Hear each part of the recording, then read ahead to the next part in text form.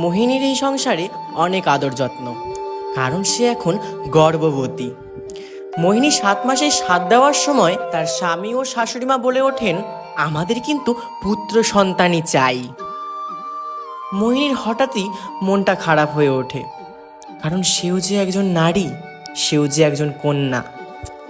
মোহিনী সেই সময় কাউকেই কিছু বুঝতে দেয় না। মোহিনী 9 মাস 9 দিনের মাথায় শুরু হয় প্রসব যন্ত্রণা,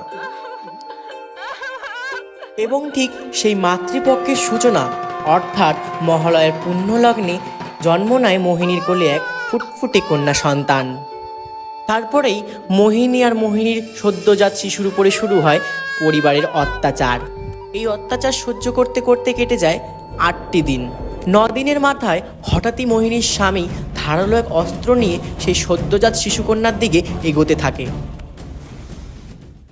মোহিনী সেই সময় কিছু না ভেবেই তার সন্তানকে কোলে নিয়ে সেই স্থান থেকে পালিয়ে যায়। মোহিনী দৌড়াতে দৌড়াতে এক মায়ের মন্দির দেখতে পায়। মোহিনী তার সদ্যজাত সন্তানকে মায়ের সামনে রেখে হাত জোর করে কেঁদে কেঁদে বলে ওঠে, মা, তুমি আমার সন্তানকে রক্ষা করো। মোহিনী তার সদ্যজাত কন্যা সন্তানকে মা দুর্গার কাছে রেখেই কাঁদতে কাঁদতে গৃহে ফিরে যায়। যেই নারী দিয়ে আমাদের আজ জন্ম, আজ সেই নারীকেই আমরা গ্রহণ করতে চাই না। মাকে আজ দেবীরূপে পুজো করলেও আমরা অনেকেই কন্যা সন্তানকে মেনে নিতে চাই না।